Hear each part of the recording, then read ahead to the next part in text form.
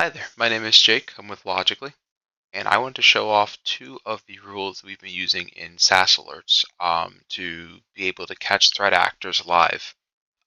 Between a combination of these two rules, within the last month, we have caught anywhere, I think, between 10 and 12 email breaches so far, and the month isn't over yet. So I want to show off each one and show you what it does and walk you through them. So the first one here is called the risky inbox rules. Now, based on threat actor activity, what we've seen when they try to compromise or when they compromise an account is that they try to redirect mail flow so the user can't see emails being received back to them. So for this case, when an email rule is enabled um, or a forwarding rule is changed, where it contains RSS for like the RSS feeds, that's a folder they commonly hide it in, or where the description of the inbox rule has a period, a dash, or sorry, an underscore, or a dash, it will send us an alert on this. What we've seen is often these threat actors will try to hide these rules, sorry, with very nondescript meanings or just single characters.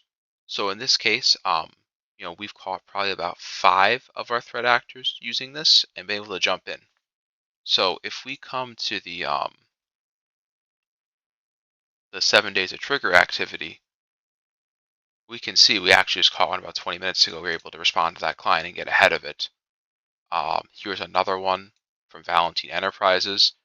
And I think what's actually very interesting, here's Teresa Ferguson, is that all of these rules or all of these alerts that we've gotten have been true positives. From this rule, at least in the last week, we have not gotten one false positive.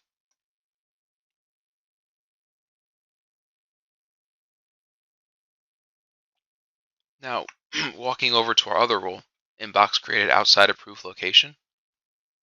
What this rule does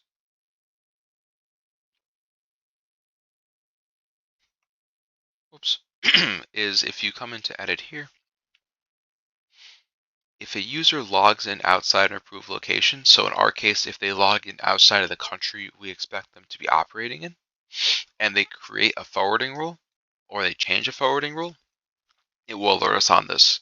So what we often see is that threat actors will log into an account pretty carelessly without a VPN, and we'll get that trigger that a login's happened from outside the US.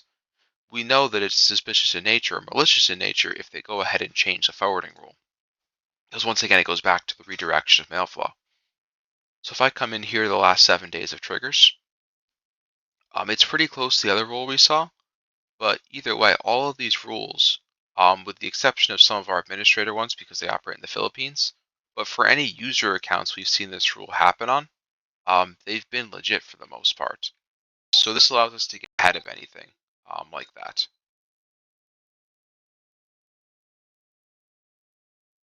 We can see here we've probably caught about 5 or 6 people with this rule in the last week or so, or 5 or 6 email compromises. So those are the two rules we've been using to effectively fight off threat actors and business email compromises. Hey, thank you for the time.